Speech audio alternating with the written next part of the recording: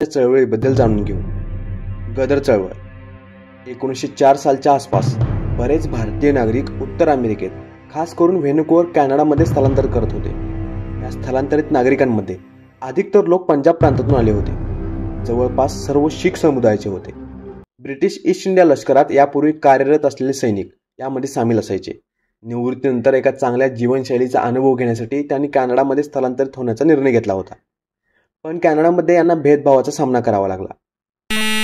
आपण एका स्वतंत्र देशातून आलेलो नाही, त्यामुळे हा भेदभाव आपल्याला सहन करावा लागत आहे असं त्यांना वाटू लागलं होतं। यातले दोन नागरिक तारकदास नाथ आणि जी डी कुमार या दोघांनी आता कॅनडामधून भारताला स्वातंत्र्य मिळवून देण्यासाठी एक मोहीम सुरू केली। सिकाल जी साਰਿਆਂ ਨੂੰ ਤੁਹਾਨੂੰ ਜਿਵੇਂ ਪਤਾ ਹੀ ਅੱਜ तक सरकार ਆਪਣੇ ਨਾਲ ਧੱਕਾ ਕਰਦੀ ਆਈ ਆ। तारकनाथ दास यांनी एक इंग्लिश पत्रक स्वदेश सेवक सुरू केलं आणि जी डी कुमारने फ्री हिंदुस्तान।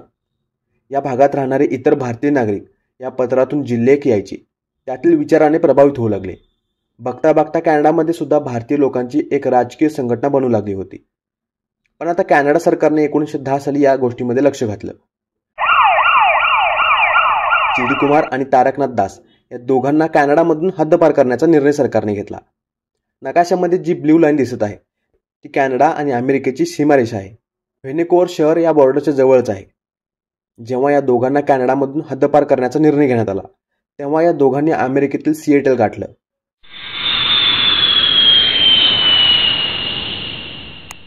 या दोघांनी व्हॅनकुव्हर सोडल्यानंतर आता सिएटल हे भारतीय क्रांतिकारकांचा एक नवीन अड्डा बनला। यानंतर 1911 साली लाला हरदयाल हे सुद्धा अमेरिकेत आले। लाला हरदयाल हे अमेरिकेतील स्टॅनफोर्ड युनिव्हर्सिटीमध्ये प्राध्यापक होते। पण भारतामधून ब्रिटिशांना हकलून लावणे हा त्यांचा मुख्य उद्देश होता। जर ब्रिटिशांना भारतातून हकलून द्यायचे आहे तर हा बदल फक्त शस्त्राने होऊ शकतो। म्हणजे त्यांनी लष्करी उठावाला पाठिंबा दिलेला दिसून येतो। अमेरिकेत येताच त्यांनी एक पत्रक सुरू केलं। याचे नाव होते युगांतर। 1912 साली रासबिहारी बोस यांनी बंगाल प्रांतात लॉर्ड हार्डिंग्सच्या फौजफाट्यावर जो हल्ला केला होता त्या बाबतीत युगांतरमध्ये एक लेख लिहिला। सर्व लोकांपर्यंत याची माहिती पोहोचवली। मुख्य गोष्ट म्हणजे हा जो हल्ला झाला याचे मुख्य सूत्रधार रासबिहारी बोस होते। ब्रिटिश इंडियाच्या राजधानीला 1911 साली जॉर्ज पंचमच्या आदेशानंतर कलकत्तावरून दिल्लीला हलवण्याचा निर्णय घेण्यात आला। तेव्हा हा हल्ला करण्यात आला होता। लाला हरदयाल हे रासबिहारी बोस यांच्या पराक्रमाने प्रभावित झाले होते। आता 1912 साली येईपर्यंत लाला हरदयाल यांनी एक संघटना उभारली, पॅसिफिक कोस्ट हिंदुस्तान असोसिएशन असे या संघटनेचे नाव होते आणि यालाच पुढे गदर पार्टी या नावाने सुद्धा ओळखले जाऊ लागले। आता या संघटनेचे कार्यकारी मंडळ स्थापन करण्यात आलं। यांनी आपल्या पार्टीसाठी एक वृत्तपत्र असलं पाहिजे अशी मागणी सर्वांसमोर ठेवली आणि या वृत्तपत्राचे नाव ठेवले गदर। गदर म्हणजे उठाव। सॅन फ्रान्सिस्को हे गदर पार्टीचे मुख्यालय बनले होते आणि याच मुख्यालयाला पुढे जाऊन युगांतर आश्रम असे म्हटले जाऊ लागले आणि अशा प्रकारे गदर चळवळीची सुरुवात झाली। यानंतर गदर पार्टीच्या सभासदांनी अमेरिका आणि कॅनडामधल्या इतर भारतीय नागरिकांना गाठलं। त्यातील गिरण्यामध्ये काम करणाऱ्या भारतीयांपर्यंत जाऊन पोहोचले। भारतीय स्वातंत्र्याचा संदेश त्यांच्यापर्यंत पोहोचवला। यानंतर बरेच नागरिक या गदर चळवळीत सहभागी होऊ लागले। युगांतर आश्रम हे ठिकाणच या नागरिकांचे आता घर झाले होते। याशिवाय गदर पार्टीचे एक साप्ताहिक सुद्धा सुरू केले गेले। प्रत्येक आठवड्यात या पत्राच्या पहिल्या पानावर ब्रिटिश सरकार विरोधात लेख लिहिलेला असायचा। ब्रिटिश सरकार का काला चिठ्ठा अशा शीर्षकाने याची सुरुवात केलेली असायची। ब्रिटिश सरकारच्या सर्व अवैध कारवाईला यामध्ये लिहिलेलं असायचं। याशिवाय भारतात असलेल्या बऱ्याच क्रांतिकारी संघटना जसे युगांतर ग्रुप, अनुशीलन समिती यांच्या कामाची दखल सुद्धा यातून घेतली जायची। भारतातील मोठ्या राजकीय नेत्यांनी जर ब्रिटिश विरोधी एखादी कृती केली किंवा एखादी कृती घडवून आणली तर यासंबंधीची माहिती या पत्राच्या माध्यमातून छापली जात होती। आणि मुख्य गोष्ट म्हणजे हे वृत्तपत्र आता फक्त कॅनडा आणि अमेरिकापुरतं मर्यादित राहिलं नव्हतं। Africa, China, Europe, Malaysia, Japan, Panama, Argentina, Brazil, Iran, Afghanistan, Russia या सर्व भागात ज्या ज्या ठिकाणी भारतीय राहत होते तिथपर्यंत हे पत्रक जाऊन पोहोचलं होतं।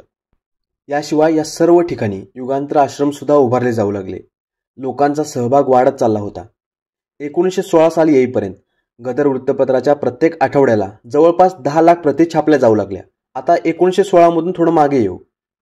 साल होतो 1914। 1914 साली 3 महत्त्वाच्या घटना घडल्या। पहिली म्हणजे याच वर्षी लाला हरदयाल यांना अटक करण्यात आली। यानंतर यांना बेलवर सोडण्यातही आलं, पण यांनी बाहेर येऊन गदर चळवळीशी आपला संबंध संपवला. म्हणजे लाला हरदयाळ यांचा गदर चळवळीतील प्रवास येथे संपतो. आणखी एक घटना झाली, ज्यामुळे या उठावकर्त्यांना ब्रिटिशांना भारतातून हाकलून देण्यासाठी आणखी एक कारण मिळालं. कोमागाटा मारू घटना. दक्षिण पूर्व आशियात राहणारे भारतीय लोक सुद्धा कॅनडामध्ये स्थलांतरित होण्याचा निर्णय घेत होते. तर सिंगापूरमध्ये असणारा एक व्यापारी गुरदीप सिंग संधू याने जपानकडून एक जहाज भाड्याने घेतलं. या जहाजाचे नाव होते कोमागाटा मारू. आता प्रवास हाँगकाँगमधून सुरू झाला. हाँगकाँगमध्ये 164 भारतीय नागरिक जहाजावर चढले. यानंतर जहाज शांघायमध्ये पोहोचलं. येथे सुद्धा भारतीय नागरिकांनी जहाजात प्रवेश केला. यानंतर जहाज जपानच्या बंदरावर आलं. आता या जहाजावर प्रवाशांची संख्या 376 इतकी झाली. कोमागाटा मारू हे जहाज आता 376 प्रवाशांना घेऊन व्हॅनकुव्हर बंदराजवळ जाऊन पोहोचलं होतं.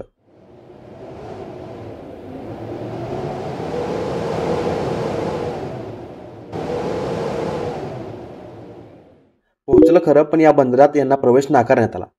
त्यानंतर या लोकांनी या विरोधात आवाज उठवायला सुरुवात केली. स्थानिक नागरिकांनी सुद्धा उठाव करण्यास सुरुवात केली होती.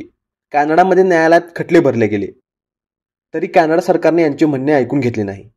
जवळजवळ हा लढा 2 महिने सुरू होता. अखेर यांना परवानगी मिळालीच नाही. कोमागाटा मारू परत फिरलं. कलकत्ता बंदरात पोहोचलं, कारण जपान, सिंगापूर, हाँगकाँग सरकारने सुद्धा यांना प्रवेश नाकारला होता. कारण यांच्यावर आता बंडखोरीचा ठप्पा लागला होता. 2-3 महिने यांनी भरपूर धक्के खाल्ले होते. इकडून तिकडे यांच्या वाऱ्या सुरूच होत्या. यावरून यांची परिस्थिती आपल्याला समजून आलीच असेल. आणि इकडे सुद्धा ब्रिटिश सरकारने यांना त्रास देण्यात कोणतीच कमी केली नाही. सरकारने या सर्वांसाठी पंजाबकडे जाणारी एक ट्रेन तयार ठेवली होती. या प्रवाशांमध्ये 90% प्रवासी सरदार होते. या आदेशानंतर प्रवासी आणि ब्रिटिश अधिकारी यांच्यात वादविवाद सुरू झाला आणि या चकमकीमध्ये 18 प्रवाशांचा मृत्यू झाला. 202 प्रवाशांना अटक झाली आणि काही या दंग्यातून निसटण्यात यशस्वी झाले. या जहाजावरील प्रवाशांसोबत जी घटना घडली याची माहिती मिळाल्यानंतर गदर चळवळी संबंधी असलेल्या सर्व कार्यकर्त्यांमध्ये असंतोषाचे वातावरण निर्माण झाले. अब बोलो, हिंदुस्तान मुर्दाबाद. अशरफ अली, अशरफ अली, अशरफ अली, अशरफ अली.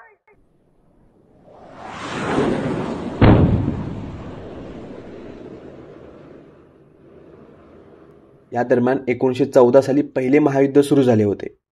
ब्रिटिश सरकार आता पहिल्या महायुद्धात व्यस्त राहील आणि याचाच फायदा घेऊन एक उठाव करण्याची यांनी योजना आखली. या योजनेच्या आधारावर उठावकर्ते भारतात पोहोचले.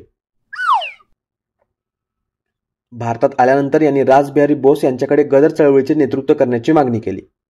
रासबिहारी बोस यांना क्रांतिकार्याचा मोठा अनुभव होता. यांनी या उठावाचं नेतृत्व स्वीकारलं.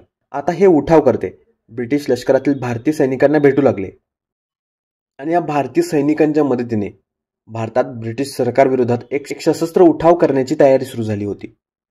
पण ब्रिटिश सूत्रांना याची खबर मिळाली आणि याची माहिती मिळताच या उठावातील काही उठावकर्त्यांना ब्रिटिश सरकारने फाशीची शिक्षा सुद्धा सुनावली. यानंतर रासबिहारी बोस भारतातून जपानला गेले. तिकडे जाऊन त्यांनी विवाहही केला.